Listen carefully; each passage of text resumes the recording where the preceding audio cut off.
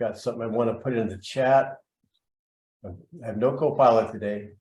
Bear with me.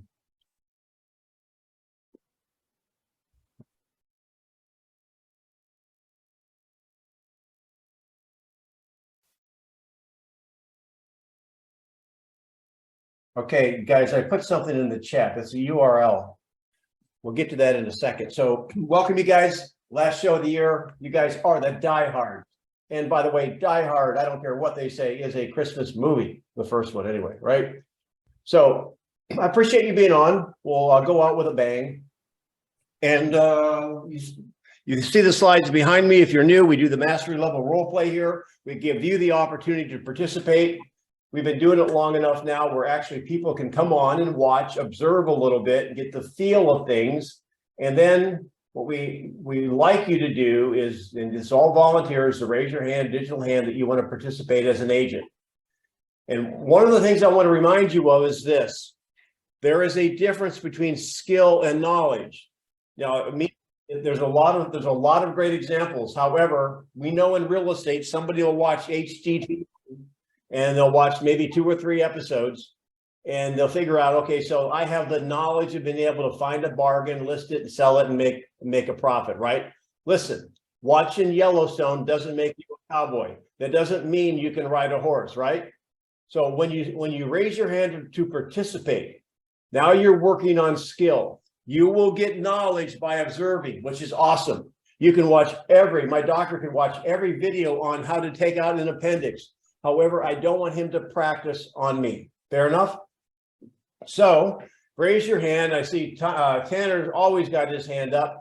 He's always ready to go. And I'll go through a couple of different things. Again, what we practice is question-based, listening-enhanced conversations. If you haven't been to my YouTube channel, Denny Grimes and Master of Real Estate, where our goal in the first 3 months of 2023 is to get to 1,000 subscribers, right? 1,000 subscribers. So there's the QR code. I'll show you that again in a little bit. However, I want to go on to the thought of the day. And here it is. I'm always scanning. I've got Google alerts out there for several different real estate sources to gather information. I've talked about it before. Lawrence Yun, Y-U-N, the chief economist of the National Association of Realtors, in the news. Zillow, maybe your Keller Williams, or wherever you happen to be. I put in the chat a link to this article, 2023 Housing Market Outlook. Notice it says here, as demand dries up and price expectations aren't reset, home prices in nearly all metro area markets will drop from peak pandemic pieces. Now, what I want you to understand is that we have a rule. We have a rule in our question-based listening and hands conversations is that we never predict the future. However, there's a difference between us predicting the future and us looking at an article like this, understanding what it says and how we can present it. So I want you to download the article. It's about 8 pages. You don't have to read it all. There will be no pop quiz on it. However, there are some great things here that you can use to share with potential buyers and sellers. And the essence is this article is that, of course, generally speaking, unless you go to YouTube and look at the people that are doomsdayers, most people do not think our market's going to crash. So for the buyers out there, they're saying, you know what? Oh, I'm going to wait. I'm going to wait for the buy one, get one free deal. You can show them third-party evidence that experts aren't saying that. Understand, there's a difference between you saying this, hey, prices are going to be the same, versus according to the study of these economists, they're predicting prices are going to be the same. Y'all understand the difference? There is a huge difference, because I don't believe in predicting the future, because that's cheating. I've learned that, I predicted the future and sometimes the future didn't work out just right. And then I have egg in my face, and I don't like that. So going on into our role plays, let's go ahead and get started. We do follow the model. If you don't have this written down, please write it down. Get out your pen, pencil, lipstick, mascara, whatever you need to write with. Put it in your Palm Pilot. That is the model we're going to follow.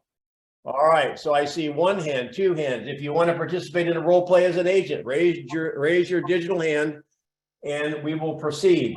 Okay, so here we go, round one. Let's see, I'm going to have to do this a little bit differently. I am going to, let's see if I can do this. The timer only works a certain way. Just give me 1 second. Get rid of that.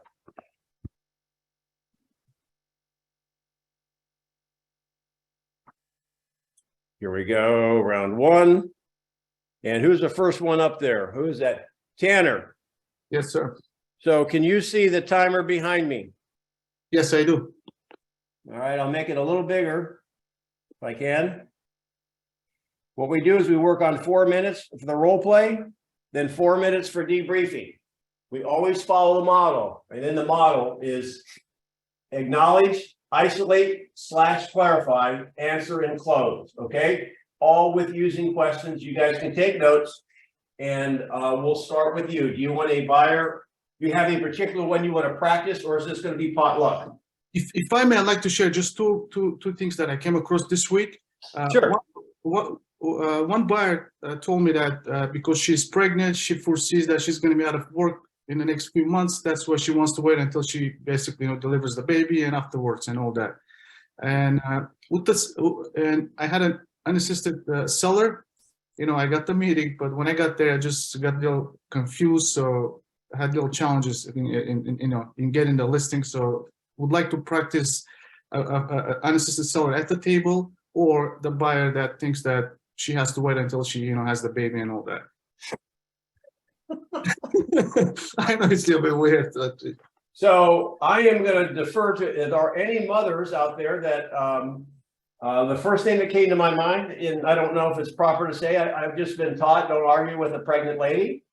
However, is that a legitimate reason? So I hear you share, you're not sharing, I see you're nodding your head. So I choose to do the unassisted seller because I've had more experience with that than working with people that wanted to wait because they were pregnant. I will admit, if I've not told you this before, I'm being very transparent. I have made some mistakes in my 40 years. I remember exactly where I was when I walked in and saw this nice young lady. I was young too, and asked her when the baby was due. And of course, she wasn't pregnant. So that is not a great question. So here we go. We have unassisted seller. And you want me to take it in any particular direction, Tanner? I will be the unassisted seller because you're an advanced guy. And let me get ready to start. Are you ready to go? We're at the table. Yes, we're at the table. So Denny, thank you for showing me the home. It looks great. And if I may ask you, like, how did you arrive at this price, Denny? Well, I looked at the neighborhoods. I've got a brother-in-law's, the friend of my brother-in-law's, Dennis Golf Pro's buddy, is a real estate agent, and he gave me some advice. He gave me an email, and I just double-checked it with Zillow. I understand. Other than Zillow, did you use anything else? No. How do you like it? Do you like the price? I don't know. At the end of the day, what matters is the buyers. The potential buyers, they like the price and they're comfortable with the price. Now, are you willing to negotiate the price with a qualified buyer? Well, I think it's fair. You think it's fair? Okay, Danny. And if you don't mind me asking, Danny, I understand you're trying to do this and you're selling it. Have you done this before? Yeah, I mean, I think it was like 92. I sold a house. I understand. And so you have all your disclosures and everything, and how basically you could, if you were to proceed, you have everything ready for us to continue. So may I pause you a moment? Yes.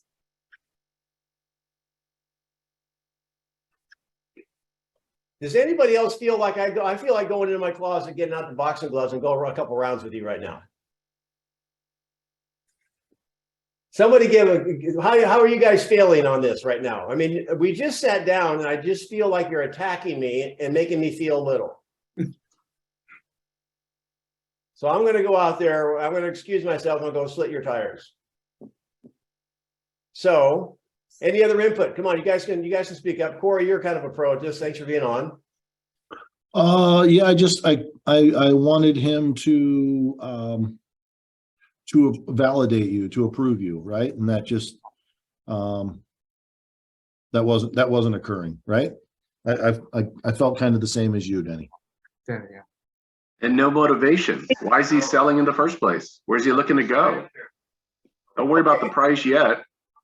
Yeah, so that's right. So there is a progression, maybe rapport before you go that way. So the first question was fine.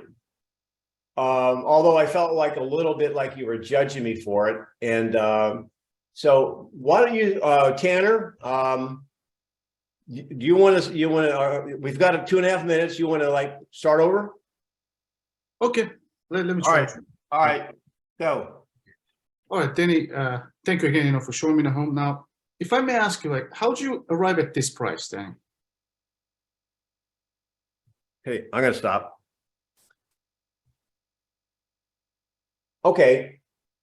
You can, now I don't know what script you're following. However, what is probably the most sensitive thing to a seller, for sale by owner, and unassisted seller? Saving commission, is that right? Or Well, does that not tie into price? So probably, and this is just, and you guys can pipe up here, that I would probably, I won't tell you the story. When I first started dating my wife, I made a stupid comment. This is not germane here. Maybe I'll tell you over a beer or something. But why don't you talk about something that I think price is probably what most for sale by owners are thinking you're going to hammer them on. What would be a point? What would be something else you could? Why don't you go down by why I'm selling? What kind of activity I had on the house? Why don't you go down that point? Those rows before price. Does that make sense? You got a minute 19. you got it. Go. All right, Denny, thank you again. Now, then, what's the reason you're selling this nice house, if you don't mind me asking? Oh yeah, well thanks for telling me my house is nice. Now I'm liking you a little bit. Well, we're moving to Orlando. We want to get closer to our family. Okay, that sounds great. And what's taking you down there exactly? Your family? Yeah, my family. And ideally, Denny, when did you want to be done with this and move down there? We're not in a rush. However, it's like, we'd like to be there probably, by April. By April. And then so far, based on everything going on, like, have you got the activity that you feel like it's going to be enough to get you down there? Well, I don't know what you really mean by that. We've had it on, and my friend put it on MLS, and we've got it on the internet. We've had a bunch of calls, but just a couple of showings, but it's holidays. I don't think people are buying houses now anyway. So you really think that your house is being seen in the maximum? Are you comfortable that your house is being seen by enough people besides the holidays? I don't know. I'm going to stop. All right. So stop on that one. I'm going to reset. Now let's just go ahead and let's just talk about this. Any pointers, and we'll go on. We'll actually do the same role play, and we can take it down a different direction if you want. So any comments? Any comments for Tanner? He's always the first one. He is a stud when it comes to learning this craft. Denny, I would just say probably talk a little bit more about, has he looked at the market where he wants to go to and how are the prices there? And then is he doing a co-broke or not? Is he willing to pay a co-broke? And then so you're really looking to save the 3% and then start working from there. Okay, so you want to go ahead, your hands up. James, he's a veteran of the show. He's actually got the t-shirt and the hat to prove it. You have to pull it out. So you want to take the same one, James, 4 minutes. Okay, I'll give it a shot. All right, here we go. Start. Go. Okay, Denny, so that's great. So you're looking to go to, you say at Orlando? Yes, Orlando. Oh, Orlando, that's great. And you have family down there? Any your kids or grandkids? What do you have down there? Yeah, I have my just have a couple grandkids and my kids down there. Yeah, so we're going to be hanging out with them. Fantastic. And you want to be there by April? Yep. Great. And so far you've had just a few showings? Yes. Okay. So at the end of the day, what are you really trying to save by doing it as an unassisted seller, Danny? What are you looking at here? Well, I don't know. It doesn't look that hard to do. The market's been pretty strong, right? So I just figured that, I could maybe put a few extra dollars in my pocket. Well, what if I could show you that basically we could get you more dollars without basically working for free for you? So let me ask. Yeah, hang on a minute. I'm going to just stop for a moment. Even in role play, when someone gives you a good question, when you're attempting to be that person, Yep. that kind of hit the target. So ask the question again, because now my ears perked up when you said that. Okay. So Danny, let me ask you this. If I could show you a way you could put more money in your pocket, would you be willing to sit down and talk to me, further about doing something? We're already sitting down. Okay. So let's say, would you be willing to work with me if I could show you how I could save you money and actually put more money in your pocket? Well, that's a pretty novel concept. I don't know how you can do that. Well, let me ask you this. Are you willing to pay a co-broke on the sale of your home? Are you doing a 3%? It's jargon. Don't use jargon. Okay. Are you paying the buyer's agent a commission if they bring you a buyer? Again, you've got jargon in there. There's probably a better way to ask that. The buyer's agent is jargon. Okay. So are you willing to? It's like this. If I were or another agent were able to bring you an offer that's acceptable to you, would you be willing to compensate their broker? Something like that.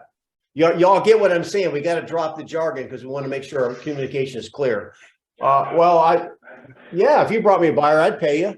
Okay, so what were you thinking about paying on that side? Wow, 2 or 3%, whatever's normal. Okay, so you're looking basically, so on a normal commission, it's around 6%. So you're looking to save about 3%, right? Well, I might save 6. Well, yeah, if you get a buyer comes in and puts an offer in. But let me ask you this, Denny, do you think most people out looking for a for sale by owner, do you think they're looking to pay the price that you're asking, or they think it's going to be a better deal because it's a for sale by owner? Do you think they can negotiate more with a for sale by owner? Okay, I'm going to say, I understand the question. I'm going to say that maybe there could be a stronger question. Do you think a unassisted seller really knows what you mean by that? What would be a stronger statement? All right, so okay, Danny, let me ask you this. Do you think that most buyers look at a for sale by owner as a home that they could get cheaper because you don't have anybody representing you and they can come in and negotiate more?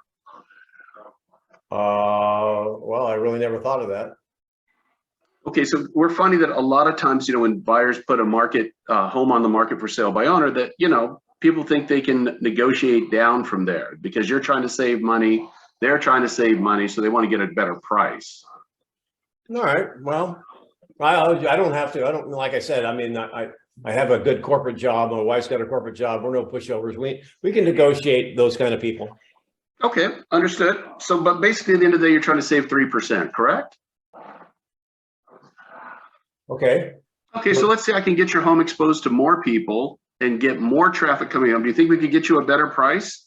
Now you're going down a road that I think for me in my role, I would like that conversation. For example, and I'm gonna stop right there because that's your timer's up. So Well, you just said you had a corporate job. So my thought was, okay, so you're not gonna have time to do showings and be able to sit open houses and be able to market your property. Yeah, you could go down that way. However, when you want to find out the unassisted seller's track record, a good question is, for example, how many showings have you had this week? Right. Because it doesn't really matter if you say how many showings they have. Well, I've had about 10 showings, but that goes back 10 months. None in the last month. That would make a difference, right? Right. Anybody else with your hand up or hand down, whatever, we can do this one more time. And in fact, why don't you, if somebody's good, somebody like a Corey, or somebody is good that making outbound calls, lead generation calls to for sale by owners, why don't you demonstrate how you would make the call to get the appointment? Anybody up for that? I don't want you winging it unless you have an internalized script already. You can read it or have it internalized. Corey, is that you?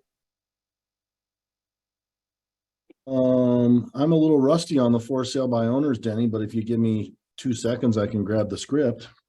That'd be fine. Okay, so get ready. You'll come up next, okay? All right, next hand up. Who is ready to go? I need a hand up, please. Or if somebody has something they want to role play, bring it on and see if you can stump me. If you can stump me, I'll give you 2 tickets to Greece.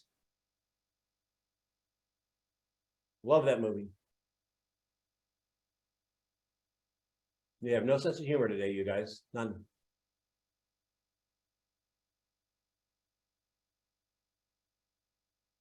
All right, who's up?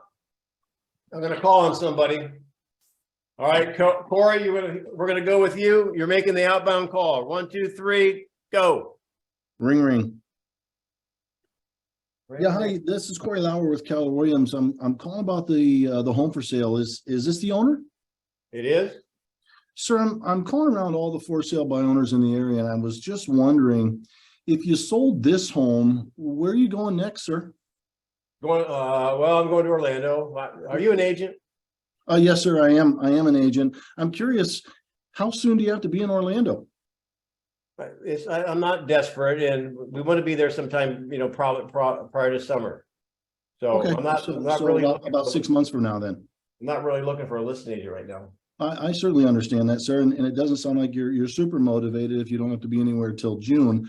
I'm curious if we could get together for 15, 20 minutes and I could show you how we could sell your property for more money than you potentially doing it on your own. Would you agree to meet with me for at least 15 minutes?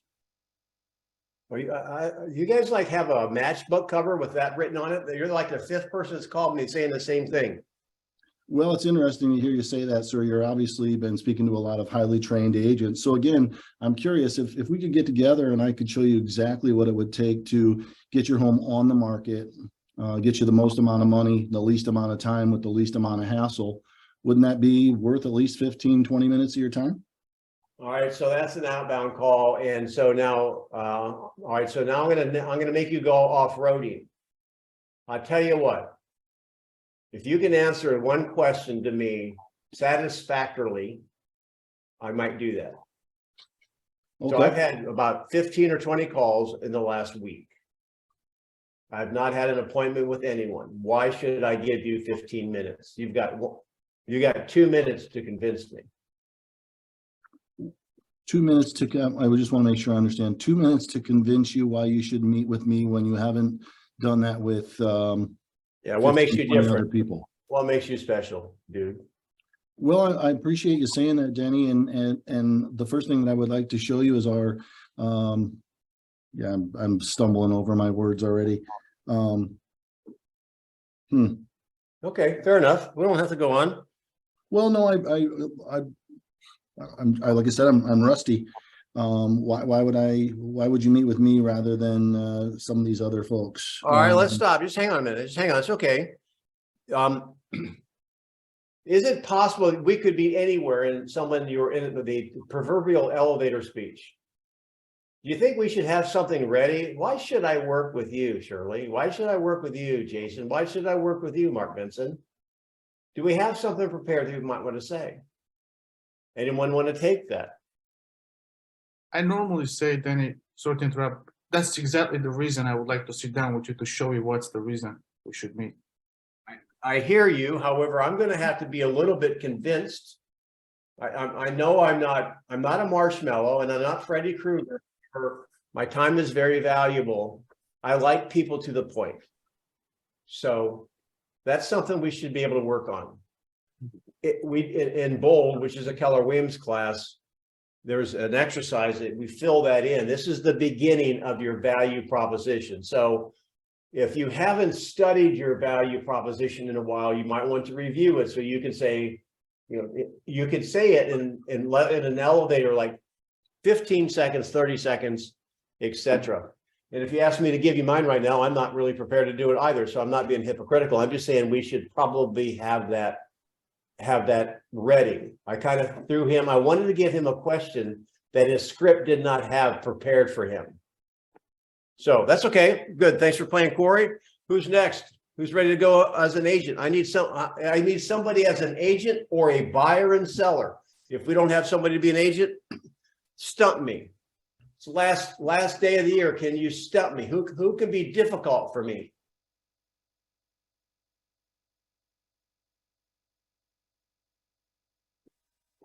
All right, so Mark is a texter. We sold X, okay, I see. We sold X homes. Here's part of this value proposition.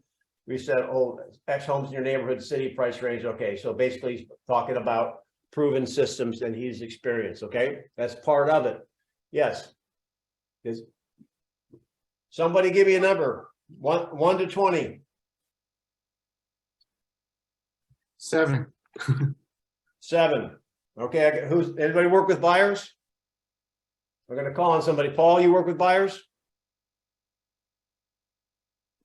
I do. What happened to your video? Oh, No. Roll here, Denny. You gotta have a video on. I turned it off when I was on the phone call.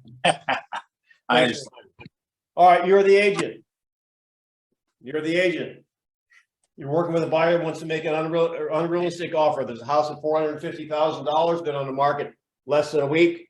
I'm the buyer. Paul, I like that house. It kind of meets my needs. Here we go. And let's see. I mean, the market doesn't seem to so hot right now. And it's winter. We can probably get a good buy. What do you think? What do you think we should offer? It's listed at 450. was listed at 450. Yep. You're asking me what we should offer because of the, I thought you said you wanted to make an unrealistic offer. Sorry. Well, you're my agent. I'm asking for some advice. All right, so it's listed at 450. We just found this one. It's only been on the market a week. So you just asked me the question, what we think. I'm trying to understand where this is going. Well, is it possible you could be showing a buyer, they see a house they like, it's listed at 450. Paul, what do you think we should offer them? Well, before we came out, I ran some comps on the area. I think that the property is a little overpriced, but I wouldn't say it's dramatically overpriced. And I would give them a number based on or I actually would show them what is. Role play. Got a role play, Paul. Come on, stay and roll. It's 450. What do you think? What do you think about 300? I believe 300 is quite low, and I think it would probably be insulting to the. Mark, come on, quit typing and start coming in and talking because I can't work the chat and the call at the same time. You kind of took a surprise on this one, Dave. All right. So do you think if you had your house listed at 450, do you think that you would entertain an offer that was $150,000 below your asking price? No, of course not. I was just giving you see what you'd say. Well, it's 450. I mean, you said that you thought it was overpriced. So what number do you think would be a good number to offer? Well, do you know, are you familiar with any of the other homes that have sold in this neighborhood? No, just what you sent me. And Okay. I trust you that, you said it's overpriced. That's music to my ears. The homes in the area that have sold, if you recall the information I sent you, they're all in this neighborhood. Everything's within a couple hundred square feet of each other. And the last 2 homes that sold within the last 3 months sold between 425 and 450. So I think you might have a little bit of room, but I wouldn't go much lower than 425. Okay. What do you think of that? You think I can get it at 425? I think it's a fair offer. Do you think if you were listing a house at 450, that 425 would be a fair offer if you were the seller? Well, you seem to be kind of geeked out on all this stuff. What's your, what do they call that? There's a list of sales price, the list price. What is a normal when a house comes on the market? What's the normal deduct? Well, over the last few years, that's been kind of moving around. Over the last 2 years, as you've probably been aware, most homes are selling over list price. What do I say? Yeah, you threw me for a loop on this one, Denny. Awesome. Way to play it. Paul's a good guy. He's got to teach bold in his market center. Awesome. Well, we got That's the 4 minutes. See, I did, listen, you guys are here on the last day of the year. Yeah. So we're not marshmallowing. I'm going to give you some tough things because you raised your hand, you're here. Is that okay? So I'm being a little tough. Now there is a reason for it. Let's go back. I'm going to set this, let's set up the review, reset, start. So my question on that one, so from a review standpoint, when you're asking me questions, trying to answer your questions and then give you a question was the struggle in that for me. Because my mindset was, acknowledge and then try to answer your question. But I'm trying to stay in the question-based process. And so that's a little tough, answering questions with questions. Yeah, it's something new. It's like taking a golf lesson or a tennis lesson and they change your grip. Now everything's uncomfortable again, right? So that's why we practice this. Now, any other observations? I'm happy to do this role play. Where I come from, not where I'm born, my vantage point on working with buyers and sellers is setting expectations, not setting prices. So I took this in a different direction, meaning I wanted to see if I could trap you into giving a number. So Paul, if you don't mind, I'll share some things that he said that could be a potential trap for him down the road. When we talked about what the offer, he said 420, he talked about the past sales, 425 to 450. The 425 seems like, probably a fair number. Now, once he says that, and the seller, then we make an offer at 410, and the seller won't budge above, won't go below 435. And you said a fair number was 425. Do you think you build a bridge to that sale or a barrier? Probably a barrier. Yeah. Yeah, exactly. That's why we don't want to set a price. So who would like to be a buyer and be just as mean as I was to Paul? You can be that to me. I'll reset this. I'll work with this. Denny. Who is that? Mark. Mark. Okay. The only time you want to talk is when you want to be mean to me. Nice. All right. Go ahead, I won't be Mark. too mean. Go ahead. You can't be mean anyway. All right. So Denny, this house is listed for 450, and I really don't want to overpay for it. So what do you think I should be making an offer at? Where would it be that I could get it for the best price? Are you talking about the best price for you? Yeah, best price for me. Well, here's the thing that I know, at least I think I know. It may still be available. It's only been on the market for a few days, less than a week. And the seller may still be interested in 450.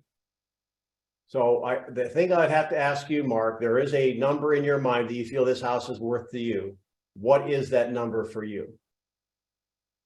Well, I've always been told by my father, don't overpay for something. So I'd like to maybe start at 400. 400, right?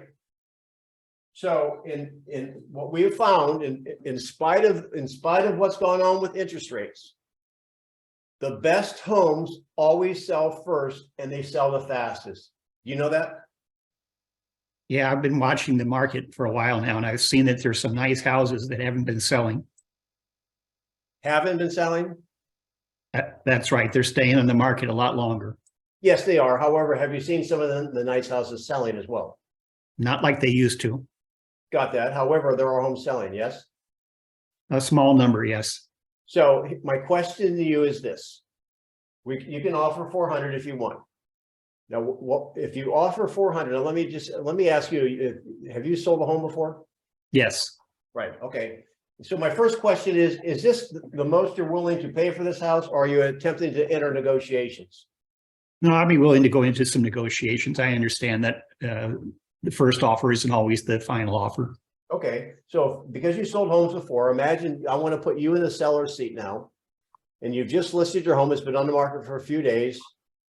I don't really know the activity. It's not sold yet. How would you feel if a buyer came in at $400,000? Would that be, would you be a little bit peeved, insulted, or would you say, wow, this guy looks like a really cool guy to negotiate with?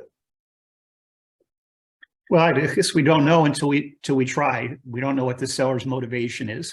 Okay. I get it. And one more question is that are you okay? There's other buyers looking, the market is not stalled, dead stop, so chances are other buyers have seen it. And how would you feel if basically by the time I got back to you and talked to the seller that the home was already sold? How would you feel about that? Well, couldn't you just call their agent and find out if they would take an offer? I can do that. So we don't need to take a long amount of time. Why don't we just tell them we're going to make an offer for 400 and see what they say? Okay, I can do that. Now, again, I don't know how you, I mean, for somebody who's being ridiculous, my time is valuable. I'm not going to take the time to write it up anyway. All right. So I'm calling Tanner. Tanner, you're the agent to listen to you. Listen, Tanner, that house over there on Maple Avenue, got a buyer. He's giving me a verbal offer of 400. Is your seller interested?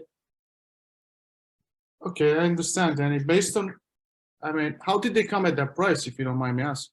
I don't think they said they want to start negotiations there, and they think the market's slower, and they 400. Okay, Just tell me no. no. Unfortunately, I have to reject it, yeah. I'm assuming he would call the seller. All right, Mark, hey, I just called the other agent. The agent talked to the seller, and the seller said no. Okay. Well, why don't we give them a day to think about it and maybe they'll come back. Okay. There's my 4 minutes. All right, any comments on that?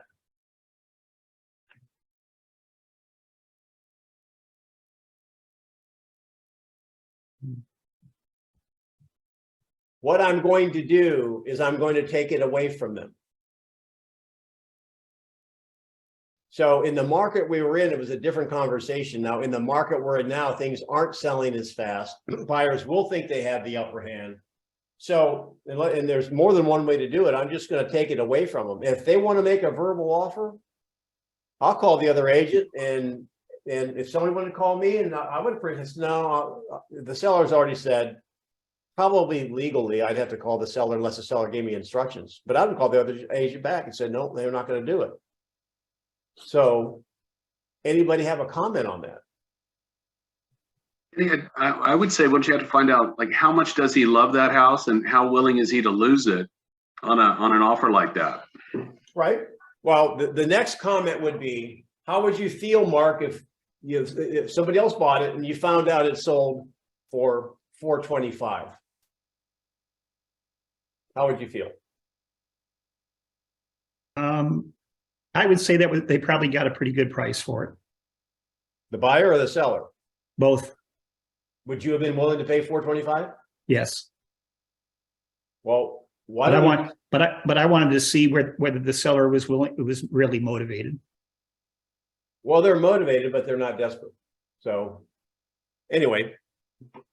All right. Denny, how about if we ask, would you counter out the offer at the listing agent to ask the seller? You know, that's a great question. Here's my point on that. If the buyer I'm working with is making a low offer and doesn't want to put it in writing, I'm not sure I'm going to go if I'm the listing agent, I'm not giving you a counter because it's not in writing. So I would just say, hey, look, if your buyer's interested, have him put it in writing. I'll put it in front of the seller. Now, if you know the agent and you want to have a conversation about maybe putting the deal together, you can have that. It's just that I don't do a lot of verbal. I don't mind a verbal offer. I don't do a lot of verbal negotiations without at least the starting point of something in writing. Once you have something in writing and you're going back and forth and you know, well, you're going to leave the refrigerator. How about, you know, 415? I don't mind doing that instead of doing addendums and everything. However, how many times have you gone down the road of doing all that negotiations without the original contract? Then by the time you do the original contract, all those other details just kind of mess it up. So that's just the way You're I would do absolutely it. right. You're 100% right. That would be a waste of time unless they're very, very interested to go with the paper offer. I agree with you 100%. Denny, in today's market, there may be some value of having your comps and the other things ready for the uneducated other agent to show them how you arrived at your list price if there's been an appraisal, things of that nature, sort of to act in a preemptive way in case these low ball offers come in. It's so Yeah. true. It happened with one of my listings just recently. The agent, created some kind of CMA that was completely different zip codes and stuff like that. So I had to deliver my CMA to support why we're at that price and educate that agent. Unfortunately, I don't understand how people conduct their business without really understanding most of the time. Now, you can't rely completely on algorithms, but looking at the NAR RPR report may be supporting your price. If it's pretty close. If it's wildly off, then maybe you need to reevaluate. Those are also all great tools that show third-party data to not only another agent, buyer, or seller. So that's another reason why Gary Keller and others talk about being the local economist of choice. Why I mentioned that article, which, by the way, if you logged on late and look in the chat, the link to the article that just came out in the 2023 housing update. So, all right, we've got some time. We're going to do another one here, 4 minutes. It said who's ready to go. You can be a buyer, a seller, or an agent. You can give me an objection, or you can be the agent and I'll give you one. I promise not to be nice. Only way we get better. Who is it? I'm sorry, Dan. You pick already somebody or? I'm waiting on somebody to volunteer. So Denny, I'll play the role of a buyer who is interested in the property again, but thinks that it's overpriced. Seriously, do you ever work with somebody like that? So All Denny, right, 4 minutes, let's go. Denny, I'm looking at this house and I like the location, I like the view, but it really needs a lot of work done to it. And I'm concerned by the time I put the money into it, that it's not going to be worth the market value. So I want to make an offer that's 10% below the list price so that I have enough cushion by the time I put the improvements in that it will be market value. Okay, and what's the price of the property, Mark? $450. Oh, we're still on the same property, okay. 450, all right. So you want to just offer what, 405? Yeah, 400. 400. Because I think I'm going to have to put 50,000 into it to make it bring it up to market value. Okay, and let me ask you: is this a starting point for you of negotiation, or are you expecting to buy it at $400,000? It is a starting point, but I don't have a lot of wiggle room in order to, if I can get it within pretty close proximity, I think I can make the numbers work. But if I have to come up significantly, then I'm going to be putting in more money in the house than it's going to be worth after it's completed. So I'm going to pause the role play to let you know what's going on in my brain.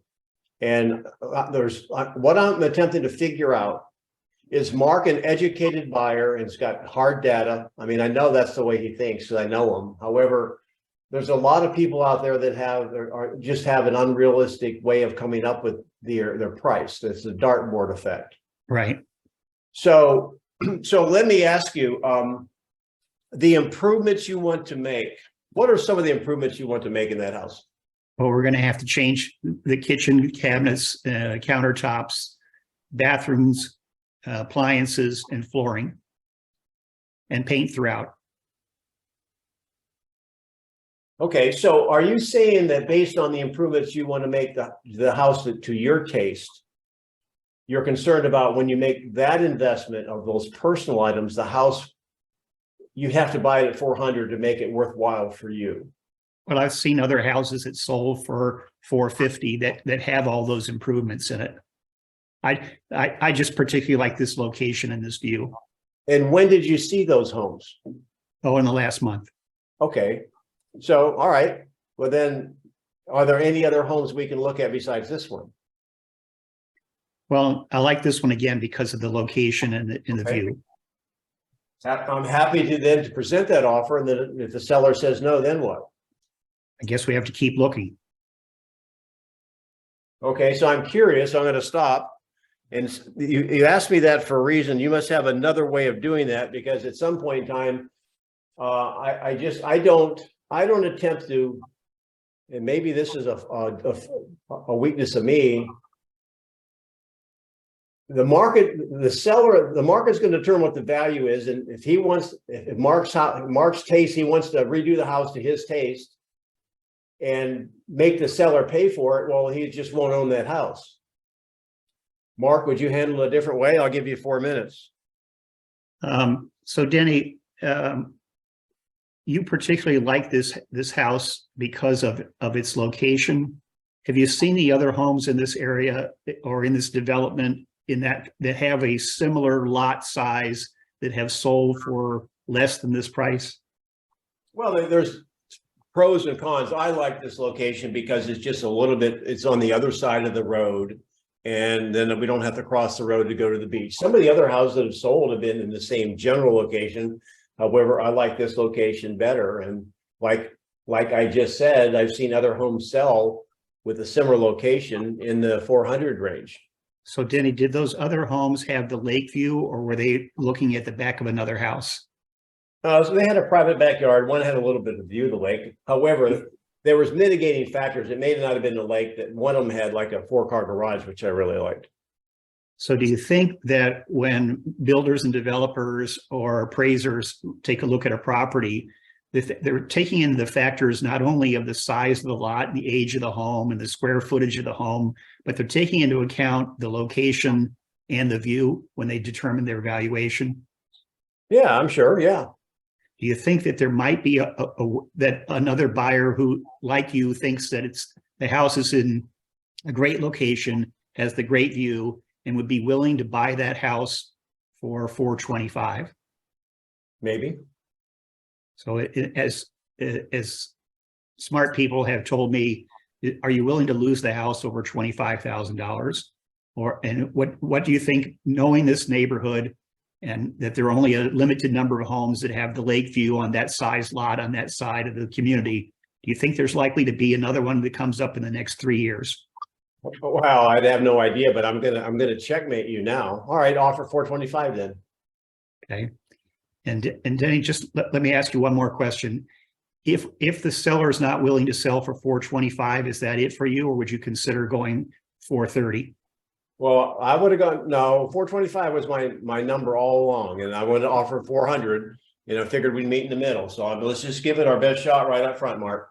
Okay, so if the seller is stuck at 430, you're willing to pass, is that right? That's right. It's Okay. just not worth it.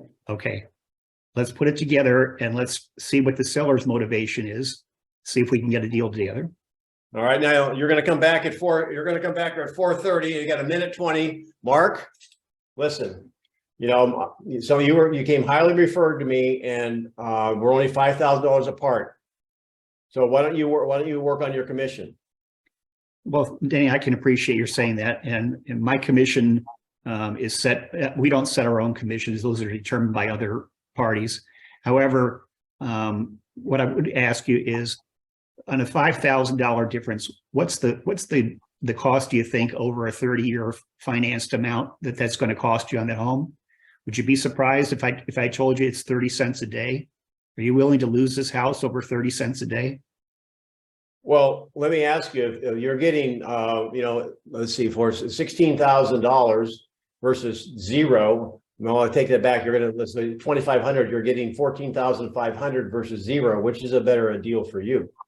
Well, Denny, I'd be happy to help you find another house. I just want to ask you about this particular one. So, all right, you guys, what do you think? What I like about Mark is that there's never a pause. The one thing that he did, I'm going to stop this thing. One thing that he did, though, and I think when he did it the second time, I figured out what he was doing. Let's see let's see if you can figure out his strategy. Take a while.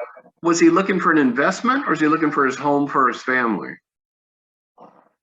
I don't think we ever talked about it, but I think because I wanted that location better, it probably had to do with something I was going to live in. That's how I was playing it. So you would probably take him to pain about losing it for his family more so than getting a best price, right? Yeah. Well, what he's doing is he's just inching the cheese forward a little bit. Now, when he said 425, which is in the middle, I thought that was a bad move initially until he played it again, because when you say, and sometimes we'll do this, what if he had 425? Okay, fine. And so I took the role that many buyers have, that, okay, at 425, we'll do it. However, if the seller comes back at 435 or 430, you've already, what are you going to do when you basically, quote, sold me on the 425? So what he did is he moved me to 425, and he said, well, what's a $5,000? I mean, it's dangerous unless you can do that incrementally. And I just wanted to see what he could do, because maybe it would take full price to buy that house. So I thought it was a pretty cool conversation. Anybody have a comment on that? We got time for another one.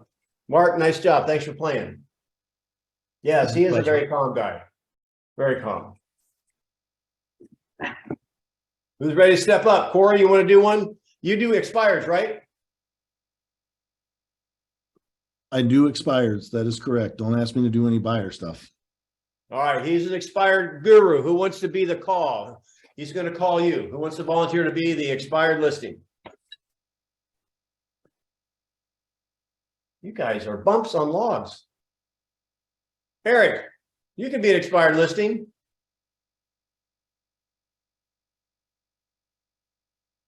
It's my first time. First time on the call? Yes. All right. Well, I don't make you feel uncomfortable. Who's ready? I don't. Some of the names aren't up there yet. James, you can do it. Go ahead. You're the seller. Okay, so but you mean like you? I'm the seller. Yeah, James, you're the seller, and go ahead and turn off your cameras right now, because you can't see each other when you're calling. Oh, And I'll let you know. I'm going to reset the timer. It probably won't take 4 minutes. Listen, when you call, when you're making outbound calls, in fact, Corey, what is a normal length of time that you're on a phone call making an outbound call to expires? Well, did they set an appointment or did they not set an appointment? Well, yeah, okay, fair. I mean, if you set an appointment, how long are you on the call? Oh, gosh, if it's more than 2 minutes, I'd say that's a long time. Okay. Now, hey, listen, the gold right now is the expired, because the expectations of sellers is way different than what the buyer's expectations are. So there's a lot of untrained agents. So you're going to have a new flood of expireds. This is a skill we all should brush up on. So here we go. Hey, Go. Turn your camera off, Corey. Here we go. Oh, Start. this is me and James. Yep.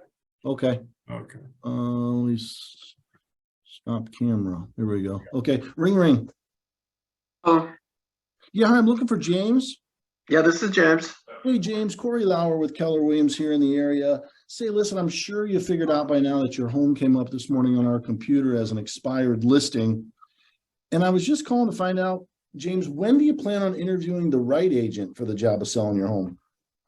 Well, what makes you think you're the right agent to sell my home? Well, all I need is 15 minutes of your time, sir, to show you exactly why I think that might be the case. But in the meantime, if you sold this home, where would you go next? Well, we're looking to get a little bigger home. So we're trying to find Okay. something a little more room. A bigger home, but staying in the area? Yes, correct. That's exciting. What's important about that, James? We just want a little more space. We both work from home, so a little more room. Gotcha. So you're a room or two short, it sounds like, huh? Yeah. If you could map this whole thing out on your timeline, James, when would you want to be in that bigger home? Well, it would depend on the home. We're trying to gauge the market here, and we've had this one. We thought it would sell. We had it priced right, and it just didn't sell. So, Yeah. so what is it you're going to do differently, Corey, that my last agent didn't do? I'm sorry, sir. Could you say that again? Say, what are you going to do differently that my last agent didn't do, Corey? If I'm going to, I appreciate go down you. this I road. appreciate you asking that. If I could have 15 minutes of your time, I could show you what we're doing consistently to sell approximately 2 homes a week. I mean, if I could do the same thing for you, that'd be a good thing, right? Are you selling 2 homes a week in my neighborhood? Not necessarily in your neighborhood, sir, but here in our market. Okay. Again, you have 15 minutes to sit down and show you exactly what we're doing to get homes sold. Well, I don't know if I want to sit down with another agent just yet. Can't you just tell me what you can do to sell my home? The presentation really, sir, is more of a visual presentation. It's not going to do it justice just to tell you over the phone. I mean, anybody can tell you what you want to hear, right? others are going to need to show it to you, and that's where I think the proof is. So again, Well, as luck would have it, James, I'm going to be right in your area tomorrow. Would 10 o'clock work for you, or would 11:30 be better? No, the morning's no good. I'm working during the day. Okay. So how about the afternoon, 4 o'clock, or would 6 o'clock be better? Well, I'd have to check with my wife. And again, I'm not so sure, we're ready to jump in with another agent at this point. I don't understand what makes you better than anybody else in the market. So Yeah, well, I certainly understand your hesitancy. Let me ask you this, because at the end of the day, this is the most important question. What do you think stopped the home from selling? well, I think it's probably the marketing and the promotion of the home, because like I say, I think from everything they told me, we were priced right. So And when you were on the market, it looks like for what, about 185 days. Did you have a lot of activity, James? we had a good amount of traffic through the house. We just didn't get a lot of offers. Okay. Did you have any offers at all, sir? We had one, but it was a low ball, so we didn't take it. Okay. Did you counter at all? It was ridiculous, so we didn't counter. Okay, gotcha. So on the market for about 185 days, a couple showings or several showings, but only one offer, right?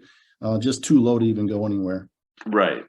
Yeah. So I'm curious, with that last agent that you were on the market with, how did you choose them? They were recommended. Some other friends of ours had used them and said they had great success, so we were expecting the same. And unfortunately, it just didn't happen, huh? Yeah, no, they didn't. Well, obviously not, right? Because here we are. Yeah. So what are you going to expect, James, then from the next agent you choose? 10 seconds. Well, I'm gonna, expect them to sell my house for the price that we expected to sell at, and so we can move on to a new house. Yeah. Just hearing you say that, James, is all the more reason why I'm going to ask you one more time. What's the worst that could happen? You can meet with me for 15, 20 minutes. And if you're not completely convinced that I can sell your home in this market, no harm, no foul, right? Time. All right. Nice job. You can turn your cameras back on, guys. Nice job. So you get 4 minutes. You almost got the appointment. Any comments, any feedback? What did you learn on that? I'm happy to share a couple of things here that I made notes of. I happen to know Corey. He's in on my marketplace. And we actually sat down the other night over a beer and shared some ideas. And he does that daily. He's got a very disciplined schedule of calling expireds. And you can tell he's done it before. So any comments on that before I give you my comments, Corey? I'll add that I would, if it's appropriate, I would ask James, your home was listed for 500,000. Do you think it would be worth 15 minutes of your time to get you the most amount of money for your home? Yeah, that's a great question, Mark. Well, I would say basically, and again, I know that we have built up in our minds that on the other end of the phone is going to be somebody who's very mean, going to hang up on us in the first few seconds. Generally speaking, I don't know what % of people do. However, James is pretty nice about it. The only comments I wrote down is this. Early on, Corey did a good job of, well, what makes you special? When James asked that, he said, well, that's why we need to meet 15 minutes rather than going through the litany of, well, I was a Boy Scout and I've done, rather than going through your biography, you just closed for the appointment. Now, one of the things you did not use, which I thought was an opportunity, he said, why don't you just tell me over the phone? What do you think would have been a very strong, and again, I'm not being critical, I'm just saying this is how my mind would work. What is the strongest lever you can use to say, why can't you just tell me over the phone? Well, Denny, if you were making an investment in a major investment, either in equities or in a business or something like that, wouldn't you want to spend just a little bit more time finding out the details rather than doing it over the phone? Yeah, that's another way of what Corey said. What I'm saying is, like, I would say something like, well, there may be some things, evidently, you said you activity, there may be some things that the buyers are seeing that might be turning them away from your home. I would like to see your home the way a buyer would look at it. So again, would it be worth 15 minutes for me to do that? And I'll share my feedback with you. That's went through my mind. I think that's the ticket into the home, rather than, I don't want to go through some lengthy. That's a good one. Yeah, that's brilliant. Another question, last point here, and then we'll get your ahas. Do you sell any homes in my neighborhood? Interesting. Now, this is a classic example, and Corey said no, because Corey's definition of neighborhood was Pelican Landing, where somebody else's neighborhood could be broader. Well, of course I do. Now, you were honest about them, not your neighborhood, but throughout the county or whatever. I would have probably said, well, yes, or how do you define neighborhood? Anyway, so that was just a small point. That was just a small point. Yeah, that's huge. That's huge though too, because yeah, it didn't even dawn on me, Denny, until you just mentioned it, right? That's why I like the listening part. I like to listen when you guys talk, because I can learn a lot. So you guys are awesome for being on. Thanks. Don't hang up yet. Let's share a little love. What did you learn from the people who role played or what you've listened to? Share it with all of us, because some of us might have gotten. Go ahead. Let me take maybe 3. I think we just dive a little deeper when they give you one of those objections. If it's about have you sold in the neighborhood? Well, I can appreciate that. Why is that important to you? And they may have some false notions about that. Yep. I like Denny, see the home through the buyer's eyes. That was a great maneuver. Say, listen, we want to see the house to be able to see why you didn't sell, and maybe we get some input to help you. That's great. That's awesome. That's why, Tanner, when you sat down with me at the very first beginning here, you started talking about price. The last thing they want to hear is price. They want it to be the agent, the marketing, blah, blah, blah, blah, blah, blah, not price. So, right. One more, we'll knuckle bump and call it a year. I like that. We really have to kind of educate buyers and some agents at the same time with some factual evidence, what the market is actually telling us, not just like, go with what they think or what they feel we should be offering or we should be, talking about. I don't know, something like that. Yeah, well, thanks. Well, thank you so much for being on. I appreciate you. Hey, I've got some news for you. Be watching. Don't hang up. Keller Maps, which is a Keller Williams arm of coaching. Jen Davis and I are starting the new plan, a new role play daily, starting next week. Gary Keller wanted this to happen. It's going to be called Recon. And it'll be 8:30 to 9 Eastern, Monday through Friday. And I'm going to have my assistant send out the link. You can pop on. I can tell you what, you guys are so advanced, and you'll have the opportunity to not only learn. We'll have some guests on there. It'll be 30 minutes a day. You can pop on, and I would love for you to pop on and maybe participate a little bit, because you guys have paid the price. You're light years ahead of most people out there. So I'll send you the link. It's Recon starting next week, Monday through Friday, 8:30, right after James Shaw's pivot shift to 9 o'clock. Hey, Denny, will you be recording and posting those up like you do your show? It will be, I believe so. I'll find out. It will also be on Facebook Live. So yes, I'm sure that we'll record that, James. Awesome. That does not give you permission to be away from this group, right? So, all right, be careful out there. Hey, Denny? Let me meet it. Denny? Yep. Where can we get that article that you were mentioning at the beginning of this? Go to your chat. Go to the top of your chat, Corey. I got the link right there. I was not able to, download it, then it doesn't pop up. Yeah, I wasn't either. The link wasn't working, Denny, for some reason. Okay, all right. Sit tight. How do I do this? I was getting an error message when I just copy and pasted or I clicked on it. All right. Give me a minute. Keep that out.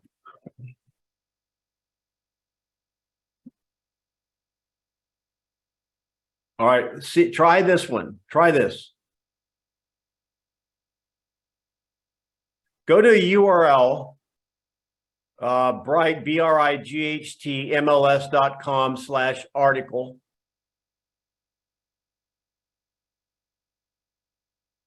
(2003) housing market outlook. What kind of market?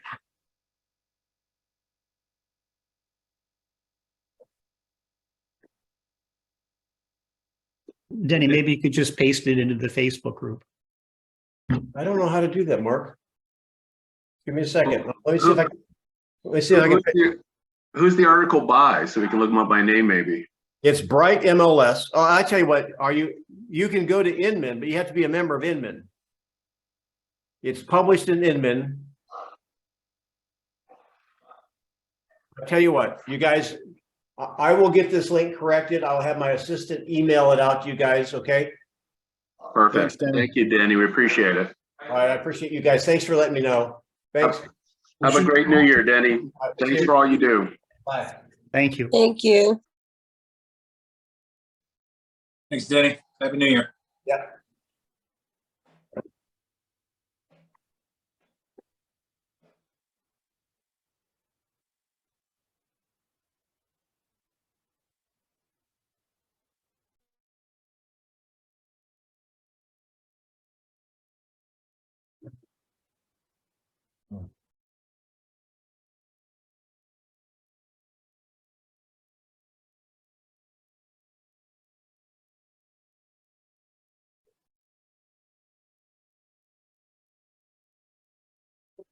Hey, Steven. Doing great. Well, generally when I get a call from my coach, I'm in trouble or something, so I'm ready. It's your days or something, so there you go. Okay.